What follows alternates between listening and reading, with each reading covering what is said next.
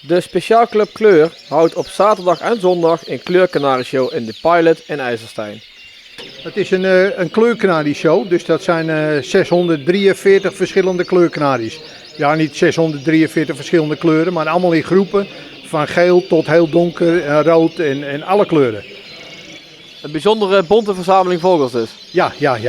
We zijn de Speciaalclub Kleur. Dus door heel Nederland heen. Er komen inzenders uit Nijmegen, uit Limburg, overal vandaan. Dus dat zijn echte kleurkanarie-liefhebbers zijn het. Ja, echt gespecialiseerd in de kleurkanarie. U bent keurmeester. Wat houdt dat precies in? Keurmeester, dat houdt in dat je hier uitgenodigd wordt voor een wedstrijd. En hier de mooiste vogels eruit haalt. En uiteraard krijgen die mooiste vogels dan de hoogste punten. En daar verdienen ze hun medailles mee. We letten dan uiteraard, dit is de groep kleurkanaries, we letten dan uiteraard op de kleur. En die kleur is heel omvangrijk. Die bestaat uit een aantal lipochroomkleuren, zoals wij die noemen. Dat zijn rood, geel en wit.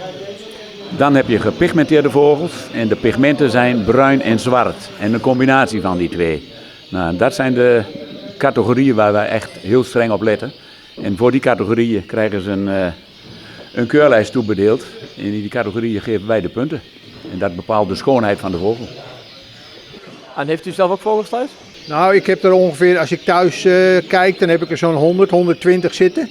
En in het begin van het seizoen begin je met kweken. Hè, dus ik begin meestal in maart. Sommige mensen beginnen eerder. Dan moet je je licht wat opvoeren, zodat die vogels in broedconditie komen.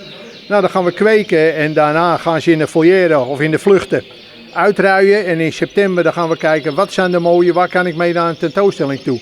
En die ga je dan een beetje selecteren. Die gaan dan in de kleine kootjes die je hier ziet. En de mooiste, ja, die ga je mee naar een wedstrijd toe. Het is min of meer een verplichting om als keurmeester ook vogels te hebben in die categorie die je keurt. Dus dat is eigenlijk wel een must. Ja. Hoeveel vogels zijn dat dan?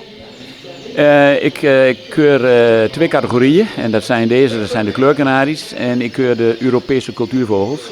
En uiteraard van beide soorten heb ik thuis ook een aantal zitten en kweek ik daarmee en speel ik ook wedstrijden. Van mij zitten ze nu elders op een wedstrijd en die zijn gisteren beoordeeld. En vanavond ga ik daar eens kijken wat een collega keurmeester van mijn vogels vindt. Ja, zo werkt het. U kunt nieuwe eigen vogels keuren? Nee. Ja, ik kan ze best keuren, maar voor mezelf. En waarom zouden de mensen hier komen kijken?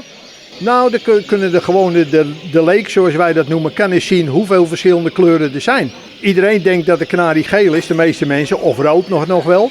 Maar hier zien ze dat er veel meer mogelijkheden zijn en veel meer onderscheid is. Je hebt pastellen, je hebt mozaïeken, je hebt opalen. Dus dat zijn allemaal weer gradaties in de beginkleuren die allemaal weer ontstaan zijn. Tegenwoordig heb je de topaas en mochnoos en de nieuwste kleuren rollen er steeds maar weer uit. Ja. Maakt dat het ook leuk? Of wat maakt het voor jou speciaal? Nou, ik zit niet in de nieuwste ontwikkelingen. Ik heb dan wel Satinette en Isabelle.